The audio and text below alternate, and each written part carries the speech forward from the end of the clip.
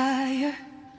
Greatness at track number 9. Stay on the right track and let your light shine. Step by step, reach for what's true. Track number 9, your greatness is waiting for you.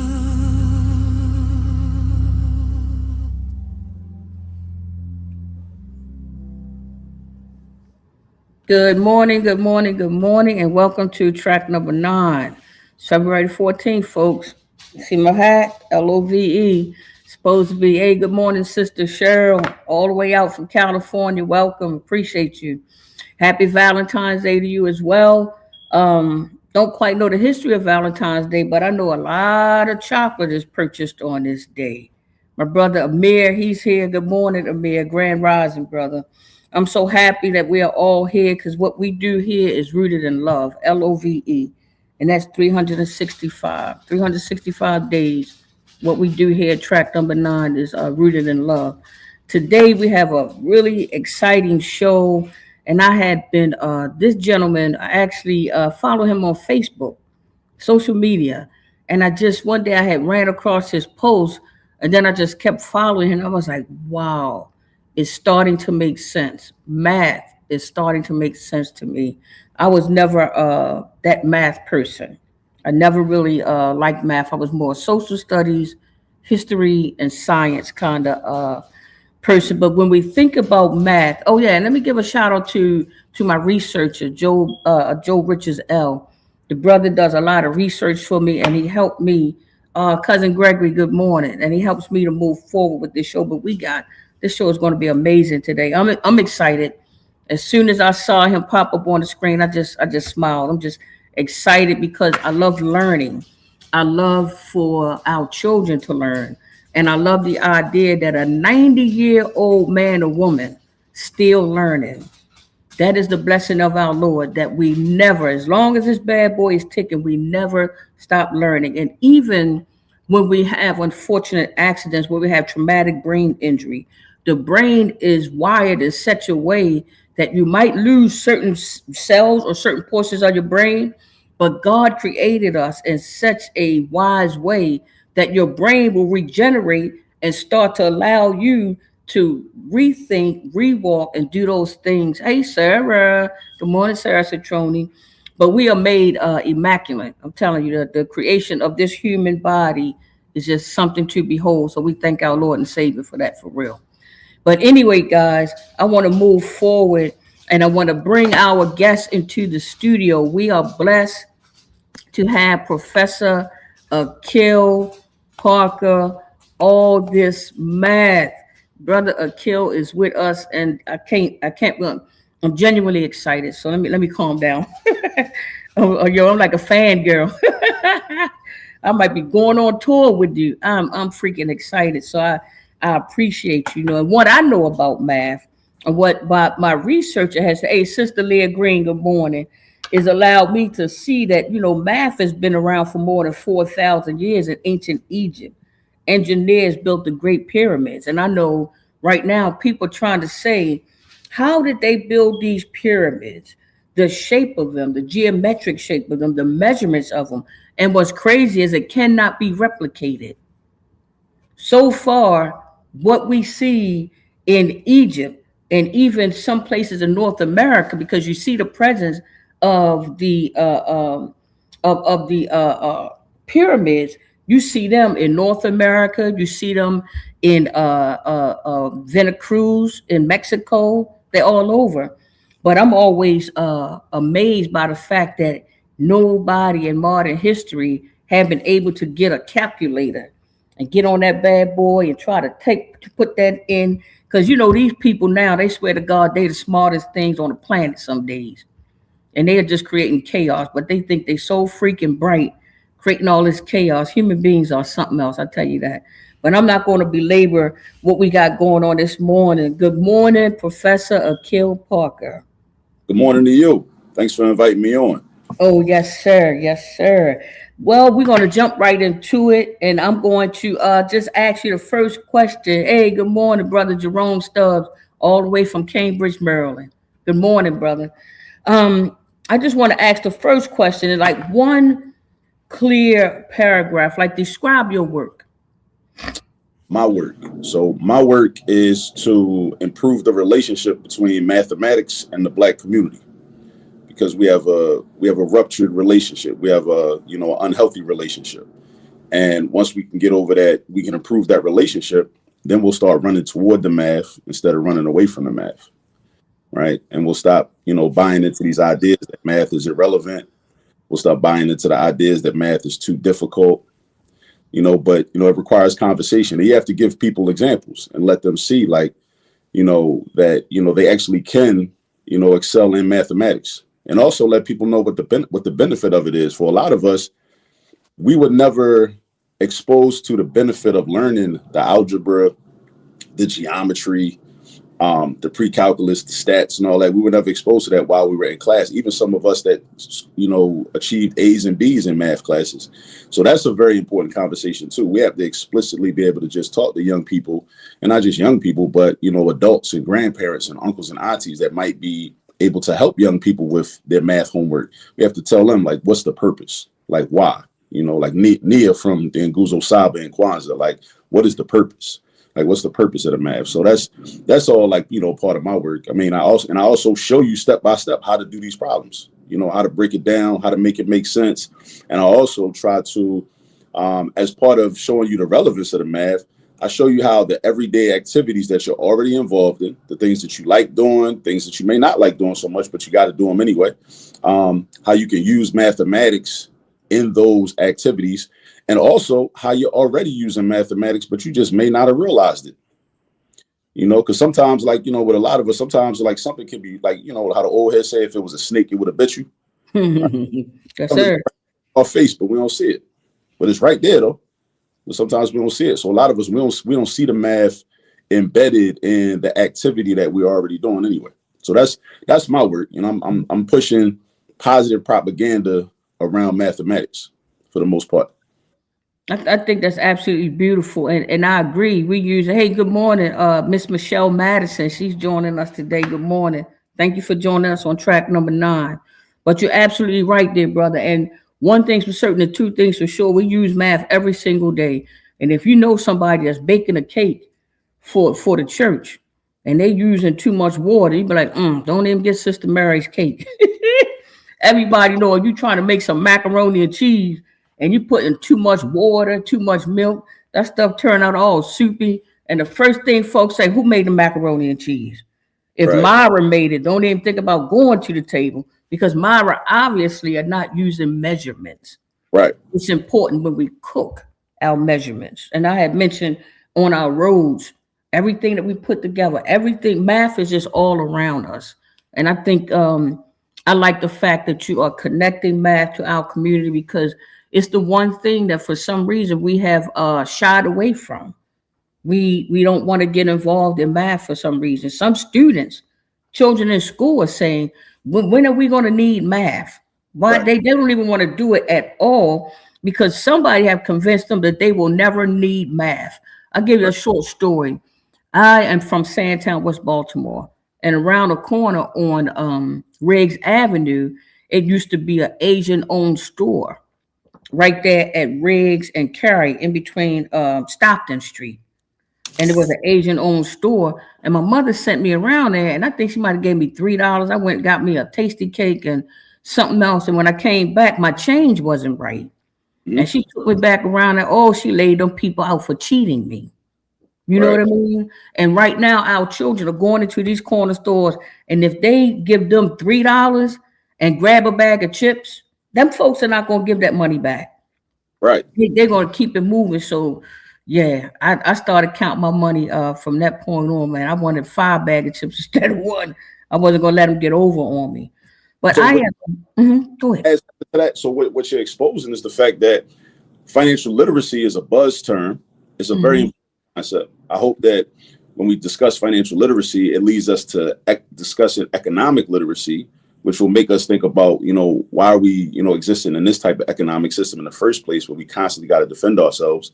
But the root of financial literacy is mathematical literacy. You can't protect yourself from being scammed at a store, at a car dealership, by a rental property, management group, credit card company, a payday lender, which you shouldn't be going to anyway, unless you're really, really, really, really desperate. You can't protect yourself from them if you can't do mathematics. If you can't do algebra, I'm gonna be even more specific. If you can't do algebra, you can't protect yourself from that. And to your point, like there are a lot of children, just like there are a lot of adults today who once upon a time were children that said, when am I going to use this? What do I need to use this for? Well, back to my point, we don't do, as teachers, classroom teachers, we don't do a good enough job with letting the children know they're going to use it.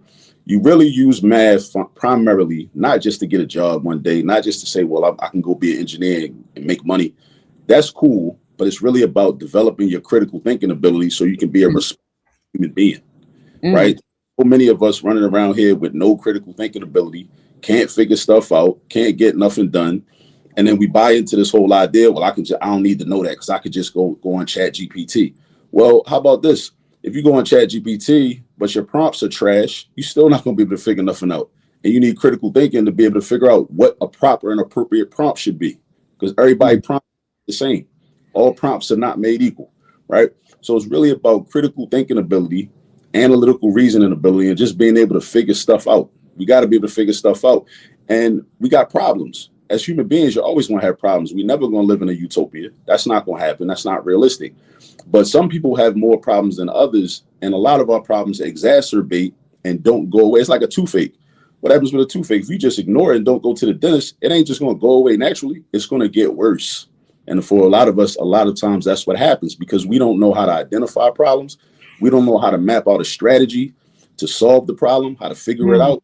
We don't know how to solve it. And so for a lot of people, that's like, they were sitting in ninth grade one day talking about, well, when am I going to use the quadratic formula in real life? Well, the same way that teacher give you a quadratic equation, right? You got to look at it, size it up, decide how you're going to approach it, remember what the formula is, decide, okay, where am I going to put these numbers at, which letters are going to replace which variables and all that. That's called problem solving. So when you're in everyday life now, and you got an issue with your baby mom, you got an issue with your baby dad, you got an issue with your supervisor at your job, you got an issue with this customer service representative that's trying to give you the runaround and give you a hard time and not give you a refund on something that you're supposed to get a refund on because the company messed up, you got to know how to figure that out. That's problem solving. So the same problem solving that you are expected to do in that algebra class, whether it's algebra 1, algebra 2, or geometry, that's a transferable skill. It's something called knowledge transfer. Something that you learn in one arena or one environment, you transfer that to another environment. We're training our brains in terms of how to think critically, how to analytically reason, and how to problem solve.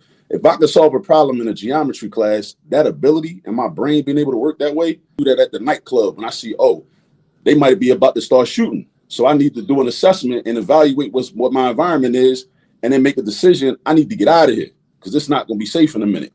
It's the same type of thinking. So that's what the math is about. But unfortunately, like even myself, early in my teaching career, 21 years ago, I didn't make the connections to mathematics like that. Like what I'm discussing right now, I didn't know 20 years ago. And there's a lot of teachers in classrooms all across the country that also aren't making those connections. But in order for us to really start to really value mathematics, we got to start making those connections. And that's another reason I'm thankful that you're bringing me on your platform, because we get to have these conversations, because you often don't hear these conversations. Yes, sir. I really appreciate that. One thing that I can let me go. I'd like to give a shout out to my guests. We have Shanice Anderson here, Rox Marshall Browley, all the way from Baltimore County, Gwen Levi, my sister Roxanne Prettyman up here in District 40. So I want to make sure I give a shout out to my people because we show up in love. So I appreciate that. But one of the things I wanted to mention to you is that you said something that kind of rung a bell, and that's critical thinking. When you have to actually sit and problem solve. Brother Dale Green, that's my main apple scrapple here, my main man. But we have to think critically. So sometimes when you get this stuff that come on your phone, I have a friend that I grew up with. Hi, Nakia. Kia Simpson here.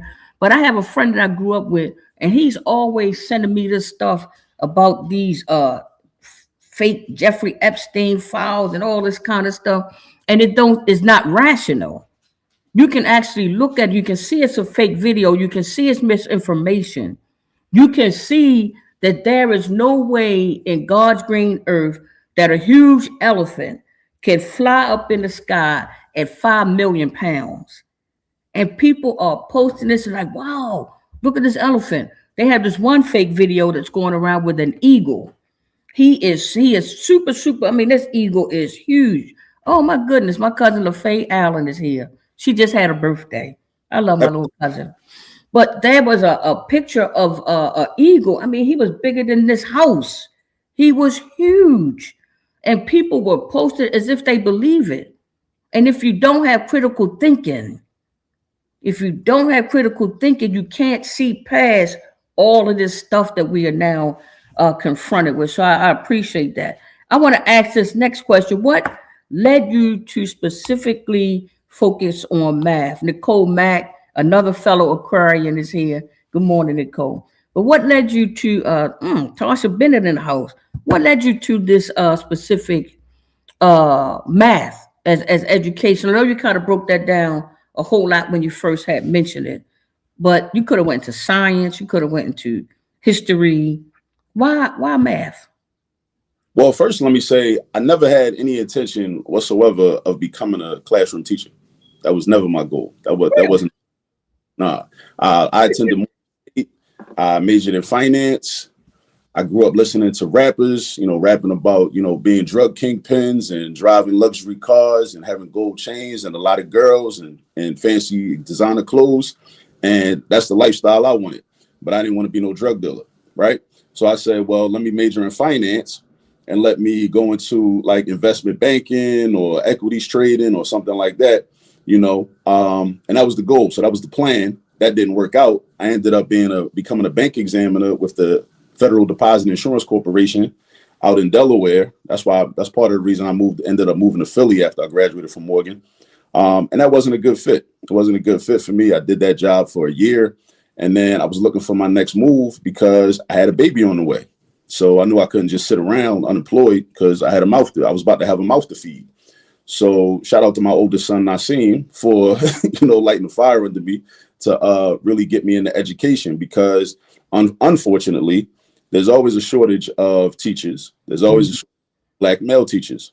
But I kind of used that to my advantage and I jumped in the mix.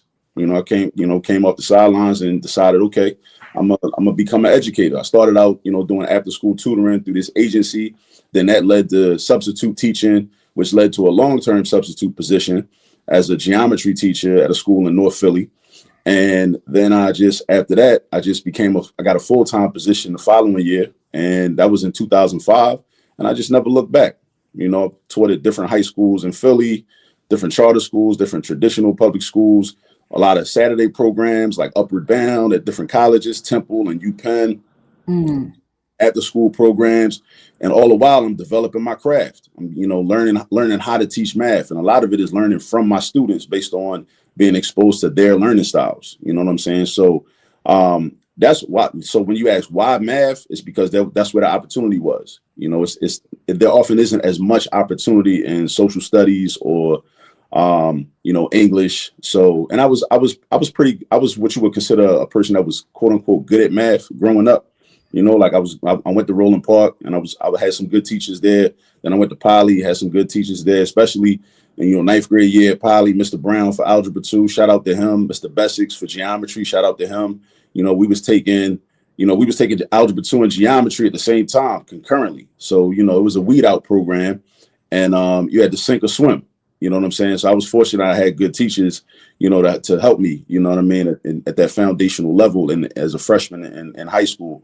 But so yeah, that's why I went the math route. And and also like there's a certain amount of like status associated with being a math teacher too. I'm not gonna hold you, but even early in my career, and this is something a lot of math teachers and elementary school teachers that teach math, we got to get out of our own way and not let our egos hold us back, because early where I didn't really know math as well as I needed to know it to be as effective as I needed to be.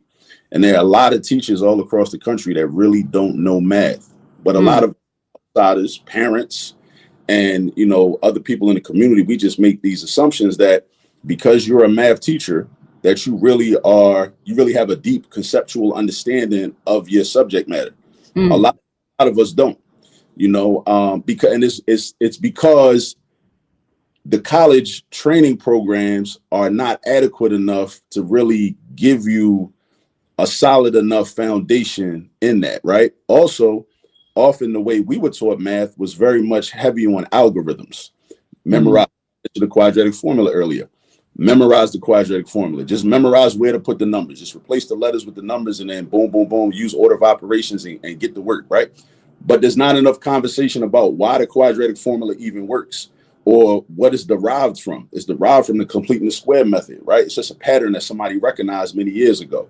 Or how the numbers even relate to each other, or how does that relate to the graphs and all those types of things. A lot of times we sacrifice process for the product, right? We don't enjoy the journey, and and schools are a lot under a lot of pressure because they're a testing environment. A lot of schools are really just test prep centers for real, if we want to be honest about it, right? So what ends up happening is we don't even have the time. Teachers aren't really even given the time to really go into like, okay, why does this formula work? Why does that formula work? How is this related to that? And then it also a lot of it starts with the arithmetic. A lot of us don't really learn arithmetic on a deep level. And then that, creates problems with a lot of young learners because then the teachers aren't able to really explain why multiplication works. Why does long division work? A lot of kids like myself, I memorized the steps for long division. It was cool. I could divide, right? But I couldn't tell you why it works though. And I think that's problematic. And the reason that that's problematic is because when you get to algebra and you got to do polynomial long division, you need to have a conceptual, I'm going to say a conceptual understanding would be very helpful to you, right? Once you get to that higher level. So for the parents that's watching this, Common Core math, AKA what a lot of people call new math, is meant to provide a conceptual understanding of the mathematics so that when your children get to higher level math, they won't be one of these people like a lot of students I've had over the years that say, you know what, Mr. Parker, I used to like math until they put the letters in it. What he's saying is when you get to algebra, the concepts don't make sense because you haven't been exposed to them previously. And the person that's teaching you algebra 1 at that point doesn't really know how to break them down. And you also might have weaknesses in arithmetic. You might not know how to add fractions. You might not really understand what a fraction is. That's a big one. A lot of people hate fractions. And I believe that it's because they were never taught what a fraction is as a concept, what a fraction represents. You know what I mean? Like, what does a numerator even mean? Like, can we speak intelligently about what a numerator is, what a denominator is? You never learn that. So there are a lot of classroom teachers that can't do this. And a lot of times in a school environment, it goes unchecked because there's this perception that, well, the math teachers are the smart people. So we just going to lead them to do their thing and just assume that, they know what they're talking about, because you might have other people that are teaching in that same building. You might have a principal that's teaching that's in that building, vice principals that are scared of math themselves. Grown men and women scared of math, which is very common. And this is part of the work I do with all this math to help us get over our fear of math, right? So they're not gonna step up and challenge them because they can't, because they don't know the math themselves neither. So what ends up happening is you have these school buildings where you got math teachers that aren't really proficient in their subject matter, right? Because they haven't been properly trained, and then they're responsible for teaching the children. So you got the blind leading the blind. And I'm speaking from experience because 21 years ago, that was me. I knew how to solve equations, how to show you how to solve equations, but here's the problem. What if I'm teaching based on my learning style? What if you're a child that don't have my learning style? Then what you gonna do? You sitting there confused and lost. And if I only know how to teach it that one way, like a lot of teachers only know how to teach stuff one way, then your child just gonna be stuck. So what we gotta also do, we gotta help teachers get better training, right? We also gotta help the community, help the parents to learn the math, help the parents, the grandparents, the uncles, and the aunties, help them learn the math too, because we really want to have a partnership with the teachers. we don't want to be in a situation like we currently are now, where we completely outsource the responsibility for teaching mathematics to the classroom teacher. It's too much responsibility. They got 25, 30 kids in the room anyway. What we want to do is, and this is the work I do and through my company, All This Math, is want to create like a comfortable and inviting environment where we can just, show the parents, like, look, this is what they're going over in the curriculum, right? This is the way you learned math 30 years ago or 40 years ago. This is slightly different, but it's related though. It's very much connected, right? So we gotta teach the parents too. That's another thing. Like, that's one of my initiatives, teach the parents, because a lot of people that work in schools also complain about the lack of parental involvement, right? They complain about it. They complain, oh, these kids not doing their homework. The parents not helping with their homework. Well, I say this: if the parents knew how to do the homework, they'd probably help them, at least more than one, right? So I'm like, well, the schools could have created programming to teach the parents the math. They didn't. All right, cool. I'm not about to wait on nobody. So through my company, that's one thing I do. I do what I call new math parent workshops, where I just teach the parents the math. Because if you want parents working with their children at night, at the kitchen table, at the dining room table and all that, you got to teach the parents. It's cute and everything to say, y'all need to go do this, and this resources out here, and there's 1,000 YouTube channels. It is, but still, that may not be enough. Sometimes people sometimes, like with a lot of things, you got to hold somebody's hand sometimes at first, and then like leave them water, and then they might drink. You can't just tell them like, look, bro, it's water over there. Go get some. Everybody ain't about to do that. It's realistic, right? Ideally, it would be great if everybody would do that. If you could just say, yo, it's water over there. Go get some. A lot of people not going to do it, So we got to teach the parents and take a very proactive approach with teaching the parents. And I know it sounds out of the ordinary, because it is, because we're used to just outsourcing, just finding the best school for my child, rock them, and let somebody else teach them mathematics. Let somebody else teach them arithmetic, algebra 1, geometry, algebra 2. We should recognize that don't work. So we got to start doing this from an early age, provide an example. Teach our children these things, children, grandchildren, nieces and nephews, right in the house, right in the car when we taking that ride, going somewhere to run errands or wherever we going. If we're going to go on the way to school in the morning, that little 15-minute ride, a 20-minute ride, 30-minute ride, however long it is. When you pick them up after school, you know what I'm saying? You get out the pickup line, you know what I mean? Like, you know what I mean? Conversations in the car. That's what my book is about too. I'm trying to make it easy for parents. I'm giving you the examples.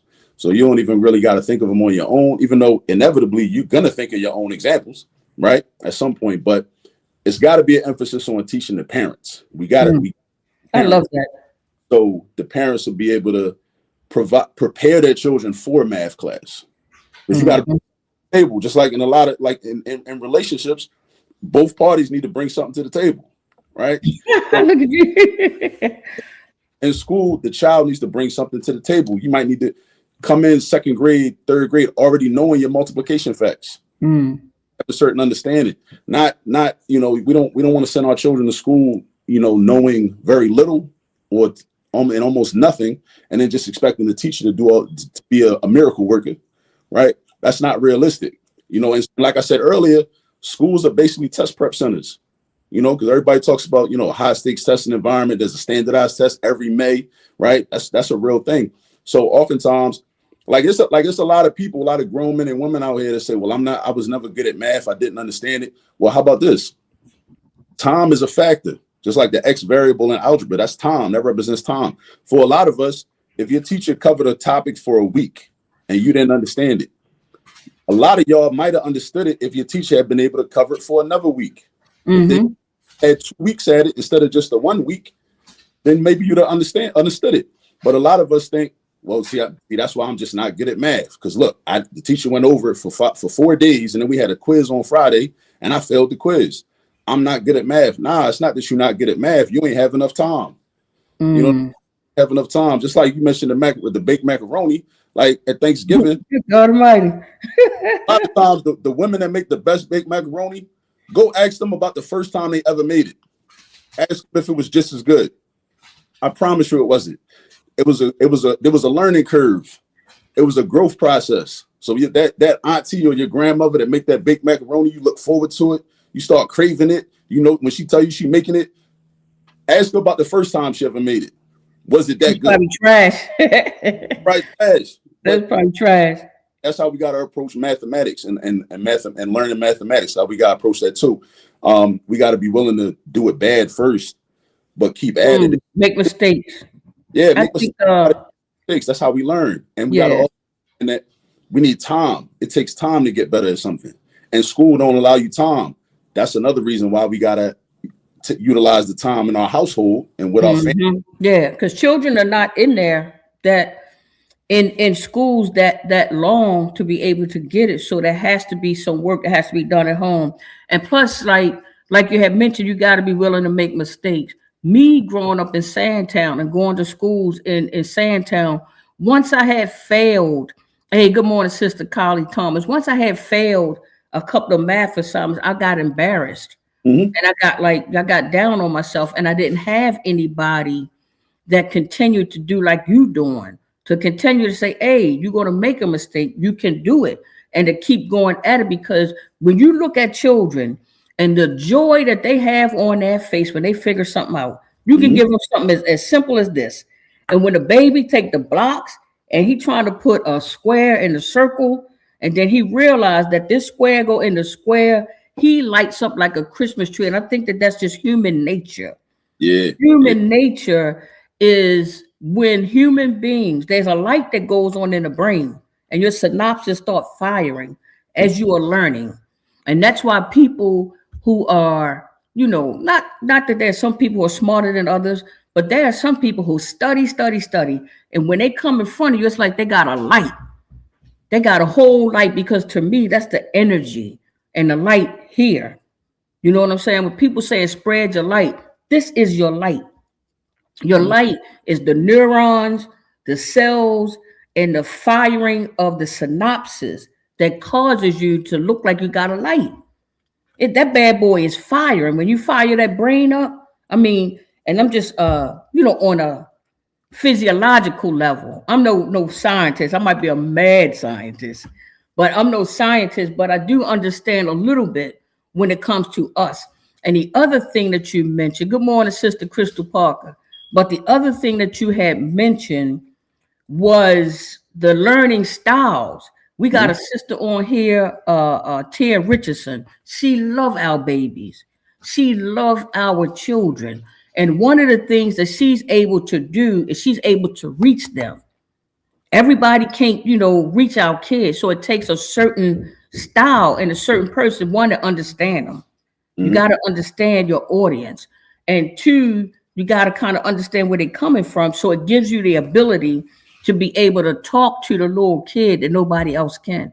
When he out in the hallways showing off, when he doing this, some of us already know that, shoot, his dad in jail, his mother's sick, and nobody's taking care of him. His grandmother's old. So we understand the social background that the baby comes from. So I really love and respect that about you, is that you know your craft, but you know your people. Yeah. And that's what causes you to really be effective. Because I told folks earlier, I was following on Facebook, but I sent you a couple of inboxes and said, boy, when can I get in one of them classes? Because I truly understand that in order for me to be able to help any child, I have to know the math myself. Many of us on here now, which I want to give a shout out. I got Shanice Anderson here, Sister Roxanne Prettyman, my man Braxton Street, my main man Ronnie Smith from all the way out Habity Grace, somewhere all the way up off of County. But that's my guy here, good guy. He do personal training. But that's my main man, good brother, absolutely wonderful brother. So I wanted to give those folks a shout out. We got Derek Whiting from the 40th District. Derek said he would love to link up with you. But I think it would be a good idea if we created a track number 9 math circle. You know what I'm saying? They want to know your contact information. Can we make sure that we put the brother's contact information up there so they can send him an email or contact him? But I think it is a great idea to track number 9 be able to do that. Or do you do this virtually? If we had a group of 10 adults that wanted to refresh their math, do you do that virtually? I have. I prefer to do them in person, but if we can't do them, No, we can do it virtually. I've done them in person. I've also done them virtually as well. Um, you know, Okay, we'll talk about that because math is definitely a challenge in our community and even for adults. I went into when I first came home, I was a captive audience. If everybody know my story, yeah, I was once what they call captive audience, but I ended up going to try to get a car, and they had said something about 4% interest rate. I mhm. didn't know what that looked like, but in my mind, I say, damn, I ain't got that kind of credit score. I told my sister, I said, hurry up and sign them damn papers and got up out of there. I mean, I bought a 2018 Chevy Trax, and I didn't know a whole lot about math, but I knew 4% interest rate sounded really low because we go and we buy cars and the interest rate be 17%, 25%. And by the time you pay that, you have bought two cars. Yes, So it yes, is very important. And that is the genius of math. It's because it will open up the world to you in a way that to your advantage. You right. can't go into a dealership and they try to slick talk you and you let them know, no, I come in here, I want this payment, I want this amount of payment, I want this percentage rate over a period of time. But you got to know math in order when you negotiate buying your house, when you Definitely. negotiate, even when you look at your bills. Some people are making minimum wage and you look and you're like, damn, they living large over there. You see some of the Latino brothers and sisters, and you know that they work at the same hotel that you work at, but they got this big. I was getting ready to use a curse word. I like to curse sometimes. I'm going to say a big ass house, but I don't know. We not governed by the FCC, so we can curse in here a little bit. But I have a sister Ardelia Wilson that be watching me, and some of the church members around the city. So I ain't gonna use but that one curse word. But yeah, just real simple so we can move the conversation forward. I think that we should think about a track number 9, refresher math course for older. Oh man, brother Willie Flowers, the brother with the NAACP, he loved black folks too. So I'm I'm with glad he's here. I comment, Monica. Can I comment on something you said? Sure, yes, sir. So this is something else I want people to understand, right? So when you got your children in the math class thinking to themselves, man, I ain't never gonna use this. Like, why I need to learn this, right? Again, the algebra is it's basic algebra that's required to understand interest rates, compound interest.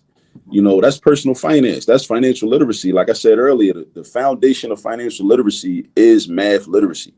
We got to have the math literacy. But dig this though. If you don't have the math literacy, which leads to you not having the financial literacy, then what's going to happen? The dealership is going to make more money. So you understand, like this is like warfare. This is warfare. So we got to understand that it behooves a lot of people, a lot of companies, a lot of organizations, a lot of government entities for us to be ignorant of math. If we all out here on the same side trying to help everybody in the community learn math, because what happens when everybody learns math?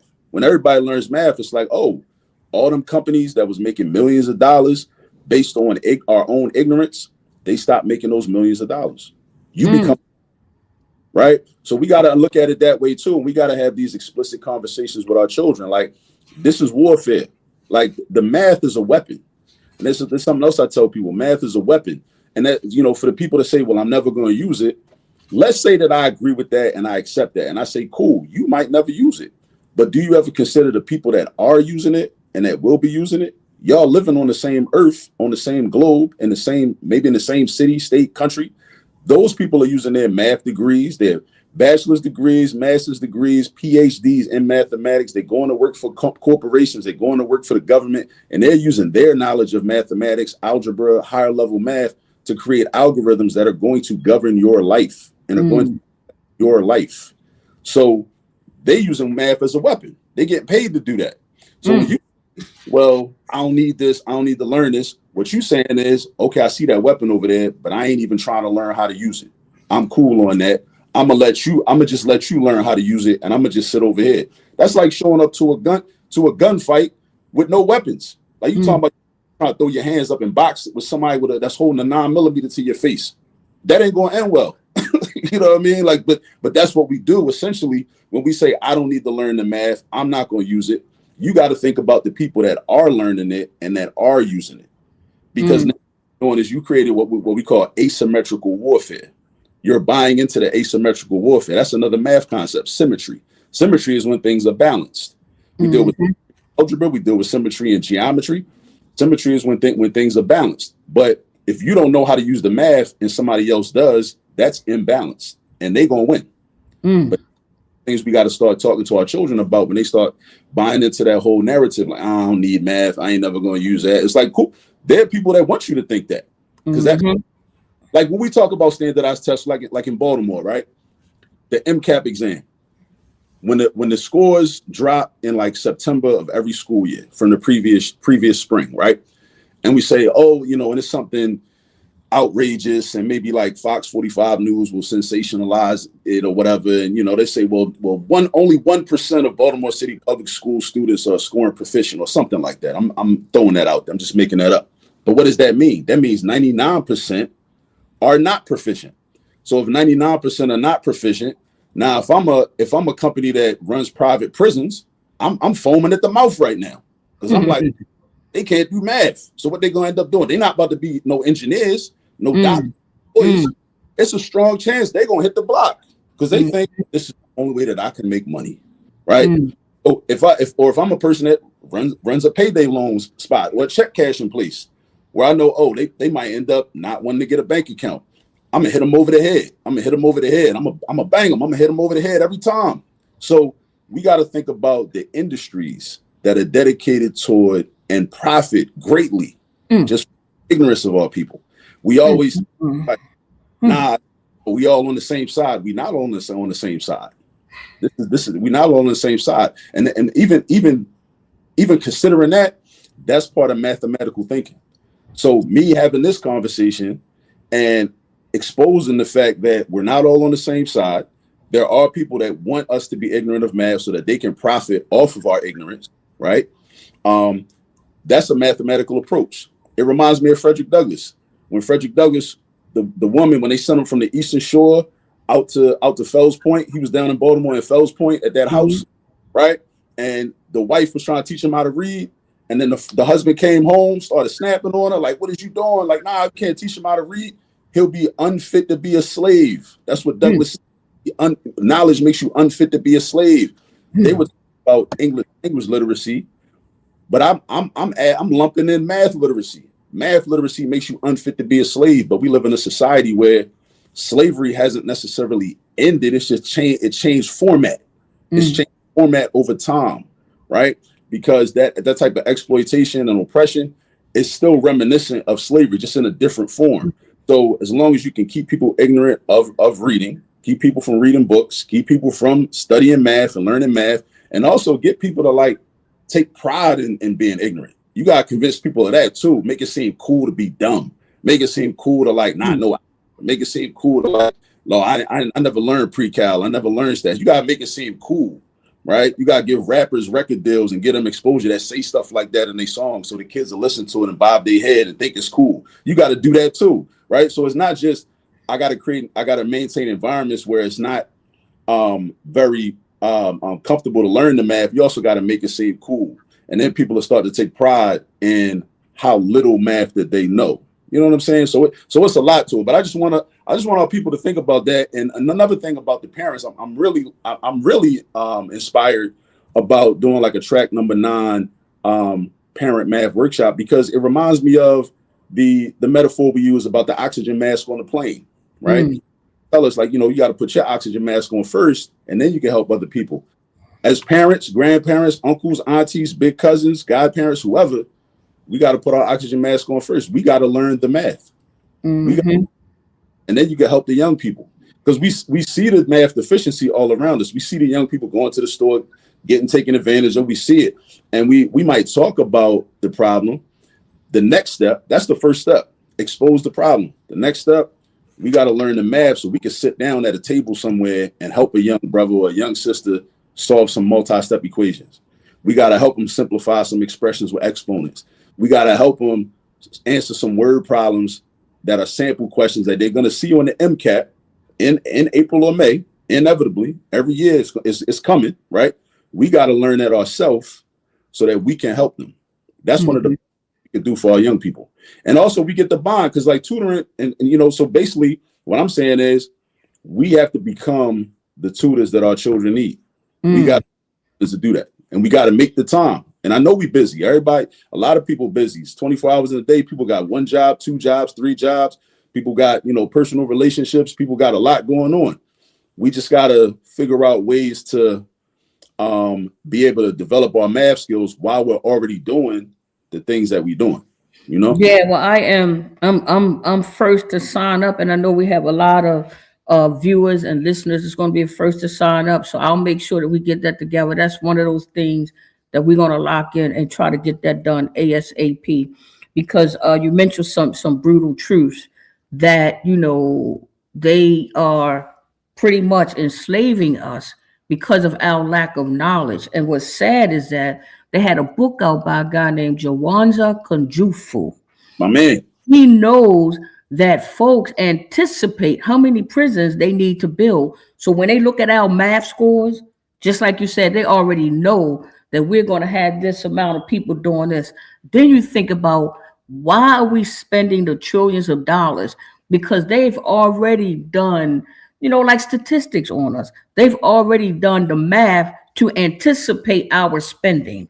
They already done the math to anticipate the next trend, because math helps you to see what the next trend is going to be. Math helps you anticipate what the growth in this market is going to be. So they put on all these commercials. They put some of them rap artists in front of us. They put some people in front of us that look like us. They giving them pennies while they fooling us. They giving them pennies and they think they're doing something, but you are allowing your folks to be tricked. So I really, I don't want to be enslaved. I want to be free. And every single day that God gives me breath, that is what I'm fighting. I'm fighting to be free. I want to be free to say what I want to say, even though my sister, you know, the good Muslim that she is, would say, well, just because you're free, you shouldn't say anything you want to say. But I do want freedom. I want freedom to go where I want, to say what I want, to not feel oppression of no kind, because that's not what God intended for human beings. Didn't intend that. So I'm going to get free one way or the other. That's for sure. I want to give a shout out to our brother Delmar Player. My man is on his honeymoon. He with his queen. Praise be to Allah. And guess what? He's here with us.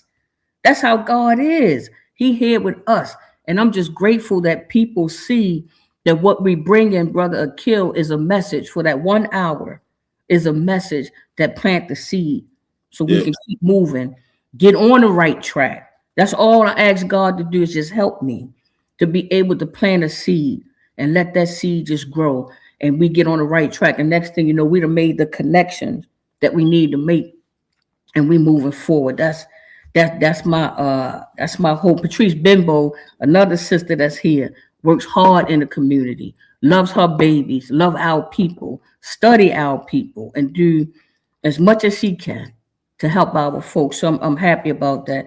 And I believe that track number 9, Parent Math Workshop, is going to be simply amazing. And we're going to find a way to make that happen. Because once I was horrible, man. I was a great student. When I came home, I went to the Baltimore City Community College, and I was, just at the top, Dean's List, everything. I just saw it. But that last class, statistics, that last class was the only class that held me up. I went on from Baltimore City Community College. I earned a scholarship. I earned a Presidential Wilson Scholarship. And when I got that, and only about 3, maybe 5 people in the whole school was eligible to even grab that, right? So when I get down to the University of Baltimore, Caucasian lady sitting in there. So I go in there and she says, I see you've earned a Presidential Wilson Scholarship. I said, indeed, I did. But I said it in a way to let her know I'm super proud. It's okay to be, doing your little steps and be a part of the step team and, being a Divine 9 and everything. I just personally like to be known for academics. If I'm going to soar and people are going to hold up all kinds of awards for me, I wanted to be for this. You know what I'm saying? I can dance a little bit and I might can step a little bit, but this is what I want to be known for. And I know that this right here, this is the freedom. Yeah, yeah. Yeah, Bob Marley say freedom is in the mind. We got to free that mind. And that's what we're going to do. We're going to get into that math. Sister Charlene is with us. What's up, Baltimore? I'm glad she joined us, but this is a great conversation. We only got about 10 minutes left. That's crazy. Man, Yeah. you got to come back. But guess what? All of the folks who want to be in this parent math movement that we are going to be doing, this parent workshop, you got to email them. Look right there. You see it right there. Our producer, our wonderful producer, the racquetball king. Email him so we know what the interest is, and we're going to make that happen. We're definitely going to make that happen because, again, track number 9 is to actually get us on the right track to physically do things, motion, like kinetics, motion, to make things happen. We can sit and rap and chop it up and talk about the issues, but it's another thing to get some resolution. The kids probably be amazed. They be like, wow, look at mom. Because I know some households like, I don't know that new math. And it lets the children down. The children are looking to us. So if you don't know it, they ain't going to do it. They keep showing up. They don't have their homework done because they too embarrassed. I don't have my homework done. Next thing you know, they failing. So Monica, that's that. I'm so glad you brought that up. That's one of the points that I make too. Like, just imagine the impact it would have. You got a child that's a little like, unmotivated, a little bit discouraged in class. Maybe they're not really understanding their teacher. But then they come home and they see you sitting down at the kitchen table with an out, and you like 40, 50 years old, and they like mom, dad, what you doing this for? I'm trying to learn. I'm trying to learn, important to learn. So now what you've done is you've instilled value in it, because a lot of children just see a lot of the classes that they're taking in school as just, oh, this is just something I got to just do as a child. It's just like a lot of children believe that there's no real value to it, but it's just something I got to do because it's just part of being a child, just like going to school, right? Unfortunately. But then imagine they come in the house and they see you doing their same schoolwork. It communicates to them, oh, this really matters. Oh, maybe I might want to learn this too. And then the thing about it, I used to teach in a night school program here in North Philly. And first night of class, I would always ask my students, like, why are y'all here? Because these were students that previously had dropped out of high school. And they were coming back to get their high school diplomas. You talking about 50, 60-year-old men and women, some in their 40s, some was like, in their 20s or whatever. But first night of class, I'm asking that question, like, why are you here? Because it's important to have a reason, because when the math gets a little difficult, your first inclination might be to quit. And if you don't have enough reason, then you probably will quit. And a lot of people say, well, I want to prove something to myself. And, I want to finish something I started. And I would say, that's cool. I like that. Have y'all ever considered this, though? What if you're taking this, this might have been a geometry class that I'm teaching to these grown men and women, right? May not have been in school for like 30 years, right? First time back in the classroom. But what if you got a child that's 15, that's in 10th grade, and they taking geometry right now too?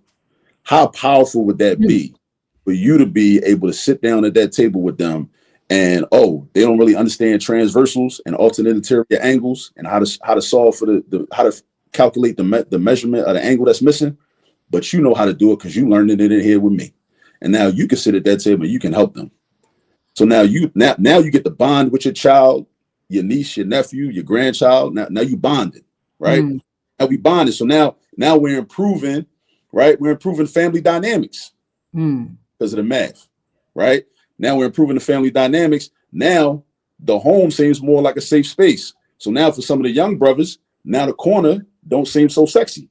The corner don't seem so as appealing because I'm getting love in the house, right? Home with the homework. Now, my dad can help me with it. My uncle can help me with it. My auntie can help me with it. Why? Because they put their oxygen mask on first and they learned it.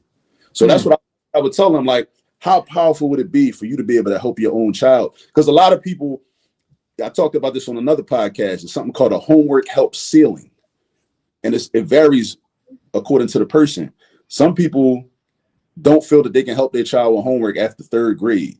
Some people 4th grade, some people 6th grade. I have an ambitious goal.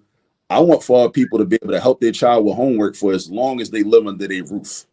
Meaning this, if you got a child that's in 12th grade and they taking calculus, I want for you to be able to help your child with calculus, help them find some derivatives. You know, that's the end. But what it requires is teaching the parents. And that's why I created my YouTube channel. So my YouTube channel has over 1,000 videos on it, organized in different playlists. I go from arithmetic all the way up to calculus. But that's what's got to happen, because, you know, there's too much emphasis on the schools to do the job, and the schools have not been effectively able to do the job. And I don't think that they were ever meant to. But I think school should be a space for practice for our children, skills that they learn primarily in the household. And I just think it's a mindset shift in terms of value, like the value of education and how important it is. Because, you know, you got to think about it. Like, we got to ask ourselves this question: why don't we want the responsibility for being the primary educators of our children? Really ask ourselves the question. I don't know if we've ever asked ourselves that, and say it out loud. Say it out loud. Don't say it. Like, why don't I want? Because a lot of times people will hear a message like I'm giving now, and be like, no, that's the school's job. That's the school's job. That's for them. Ask yourself that question. Why don't you want the responsibility of being the primary educator for your child? Give that, like, I look at I covet responsibility the same way we might covet money. Like, yo, I need my money. Those are my resources. A lot of us, we get into this trick bag where we try to dismiss responsibilities. Responsibilities are one of my greatest possessions. So I don't want nobody taking my responsibilities. My responsibilities are mine. I'll fight for my responsibilities. Just like somebody try to take my money, or, like, you know, whatever, or come in my house and take some books out of my library that I value, we gonna fight. And I'm fighting for my responsibilities too. And I think that's another paradigm shift, because a lot of us, we try to get over. We feel like we winning when somebody else is taking care of the responsibility. But once you give up your responsibility, then you're not going to know how to do the thing. And then, like Douglas talked about, you become a slave, because now if you want something done, you got to rely on them. And this is why we got to be careful when people come into the community and say, look, we're going to do this. Don't worry about learning how to do that. We're going to do it for you. They trying to set you up to take advantage of you, because they know you're going to be reliant and overly dependent on them. And that's an algebra concept too, because when we talk about y equals mx plus b, y is the dependent variable, x is the independent variable. You want to be the independent variable, not the dependent variable. You don't want to have to wait for some white man or some white woman, for some nonprofit to come to your community and save you. You don't want to put yourself in that position. But that's what a lot of them want us to do. They want us to think a certain way, so we'll want that to happen. They want our responsibilities. So we got to start thinking differently and start thinking like, yo, like, no, I want my responsibilities. That's mine. Don't my responsibilities. That's my responsibility. We got to start thinking like that. Now, it's not easy. It's not going to change overnight. It's going to require a lot of work. I'm honest about that. But, you know, a lot of things worth having require a lot of work. You know what I mean? Sir. Yes, sir. Boy, man, I ought to pay you. Damn, you like the guest of the month. Man, this is, I mean, you dropped so many jewels. I can't even follow that up with anything except we got to do it.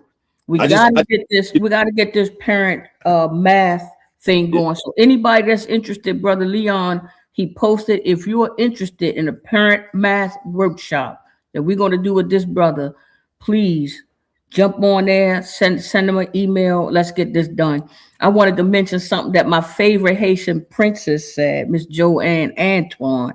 She said that she actually struggled with math and she needed a lot of help. And she realized that it probably was a lot of shame tied to it. She could have gotten more help because again, my own personal experience. I know that I was excelling in history, like social studies and science and all that.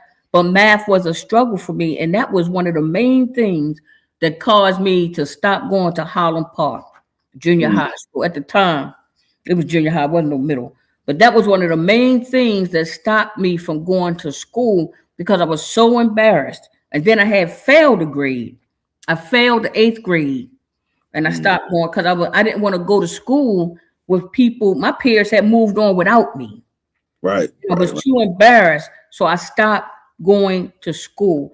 But math was the thing that held me up in my shame and not knowing how to really ask for help. And unfortunately, at the time, my parents, they was caught up. You know, they had drug issues. You know what I'm saying? So I really couldn't go to them. Thank God they were loving parents and provided for me everything that a kid could want, except they weren't really present. Mm.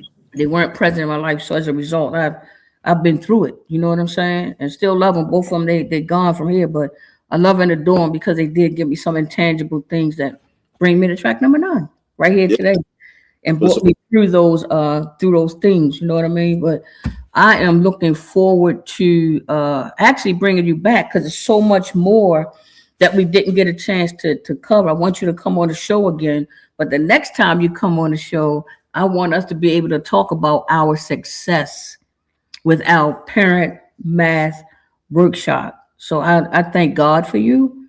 I thank God for bringing you on this platform, and I thank God for all of the people who firmly understood what the brother said about responsibility. I know my man Darnell Wharton, he definitely get that because Darnell is a type of guy that believe in being responsible.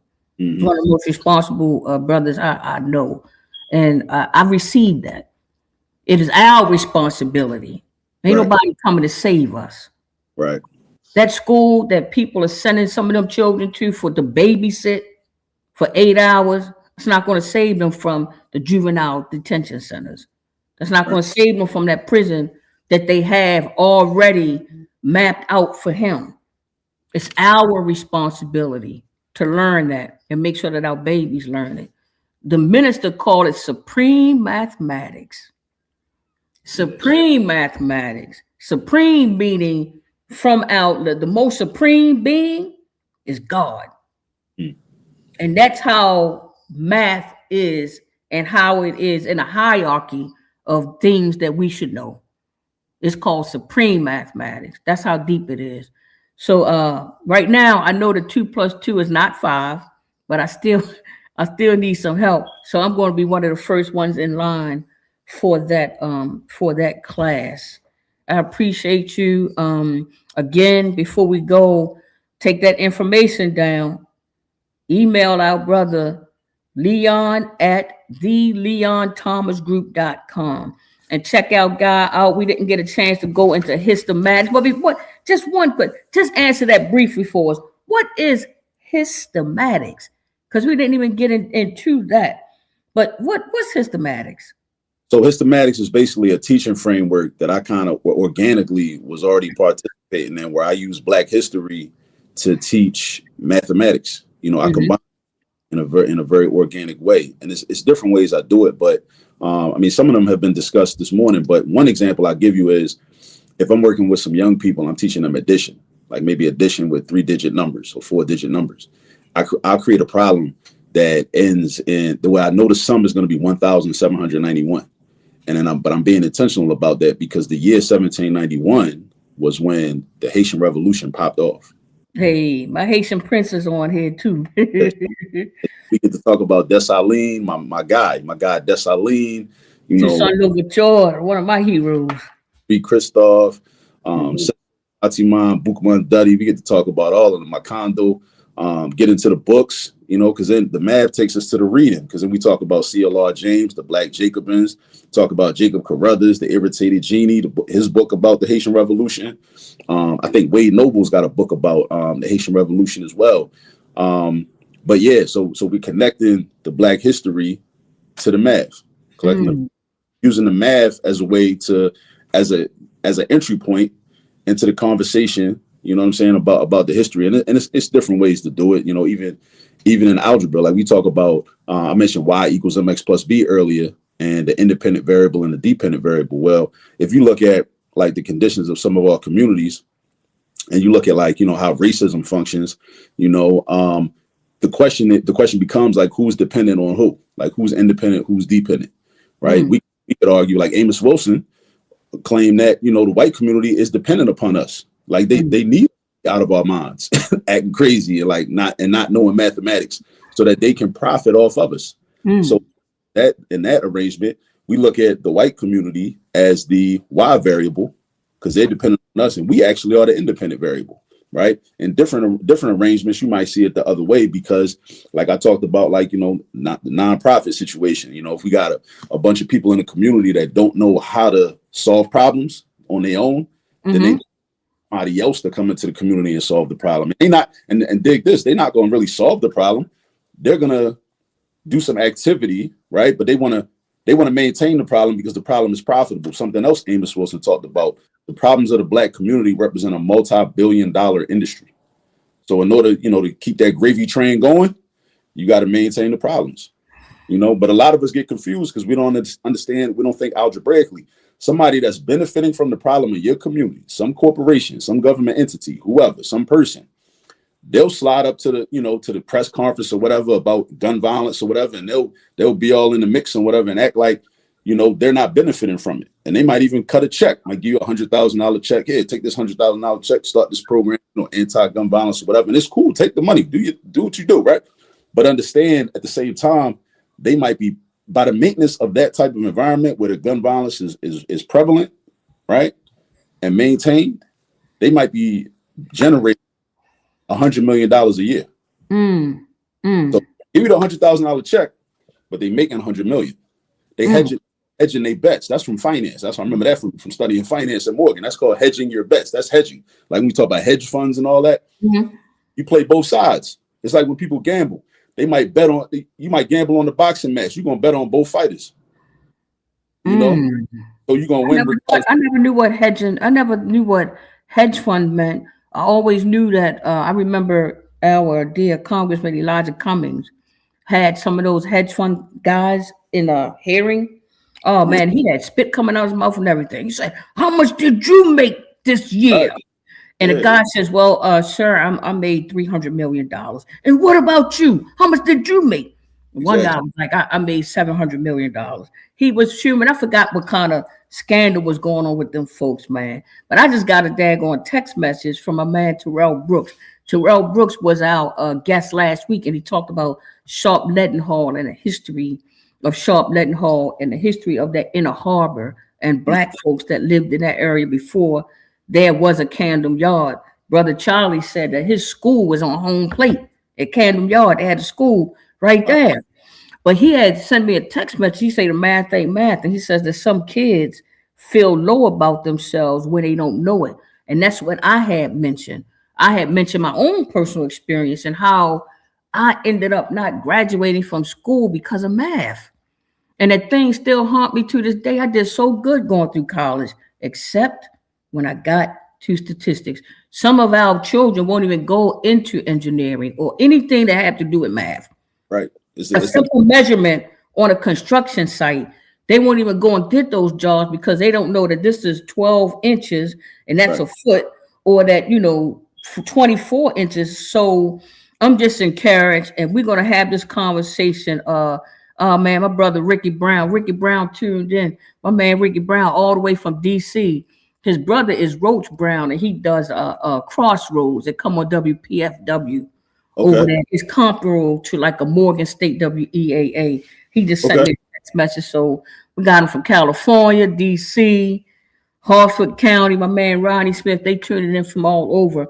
The last thing before we go, make sure if you're interested in this parent math, and you don't have to be a parent, you could just be an adult like myself, and you want to finally learn this math because we need it, send a brother an email and let's get involved. The last thing, I promise this is the last thing, because we almost 10 minutes over this conversation, been so good. Digital Delusion is a book that you had suggested earlier. Just tell us what digital, and the way you was explaining it was that don't be disillusioned by all of these easy things about Chat GTP. I have done a little Chat GTP, but I don't like it because I feel like it dumbs me down. If I depend on this bad boy to write a sentence for me, then I lose my ability to be able to write and form a sentence. Right. So tell us about this book in our last 2 minutes. The Digital Delusion. Yeah, it's a tool. So I found out, I came across this book somewhere online. Somebody had referenced it, I think, by Dr. Jared Cooney Horvath. It's called The Digital Delusion. And really, he's talking about ed tech. And ed tech is educational technology. So what he's doing, he's done a lot of research on trying to see if it actually helps learning or harms learning. From a lot of his found that, Chromebooks in every classroom, iPads in every classroom actually harms learning. And there's like a lot of data to substantiate that. But, you know, with us, you know, these companies, they promote this idea that, you know, you got to have the latest technology. You got to have the latest technology. Even as I'm on the chapter right now about smartphones. And another thing in terms of his background, he started out as a classroom teacher, and then he left the classroom and became a neuroscientist. So he's looking at this from a scientific standpoint, like how does the screen time affect children's brains, their ability to process information, their ability to retain information, and the data out there that he's able to analyze, which is another reason why I want us to learn mathematics and statistics, so that way we can analyze data. Because somebody will come on TV and say anything, and if you don't know how to analyze and interpret data, then you're kind of at the mercy of having to just believe what they say. And a lot of times people, you know, unfortunately, will be dishonest and disingenuous and just throw data at you and throw percentages at you, knowing that they ain't true, right? Just to try to promote it. But if you can't, again, math is a weapon. So sometimes math gets weaponized. If you don't know how to use the weapon of mathematics, then you can't defend yourself when somebody tries to use math to lie. So in his book, you know, he's talking about examining more closely educational technology and whether it really has helped our children, or whether it actually has harmed our children. So I highly recommend, you know, people, you know, we check these types of books out, because there's so much technology, there's so much, you know, so many gadgets, so many screens. And I'm not saying that, I'm not saying, and neither is he saying that we should be anti-tech. What I'm saying is that we should be intelligent about how we use it and at what level we use it. And a lot of us, we're not doing that. We just kind of just taking as much as we could get and not even thinking about whether we need to limit it sometimes. You know what I mean? All right. Well, I appreciate you, brother. My producers are saying, wrap it up, man. This has been a fantastic conversation. We're going to wrap it up. Thank you, everybody, for tuning in. My family, my friends. I love all of y'all. Each and every person that's tuned in here today, I love you. This thing is rooted in love. I do what I do because that's what God put in me to do, to love human beings and to do the best I can to move us forward. We're going to be on the right track. I'm gonna make my grandmother proud. I'm going to be on the right track. All right, guys. I see y'all. And thank you, Miss LaFaye Allen, my little cousin. She tuned in today. I love you, Faye. All right. My cousin Gregory, all my family. Brother, I love you. I love you, man. You hear me? I love you. All right. All right, guys. Have a good day. Peace. We inspire greatness at track number 9. Stay on the right track and let your light shine. Step by step, reach for what's true. Track number 9, your greatness is waiting for you.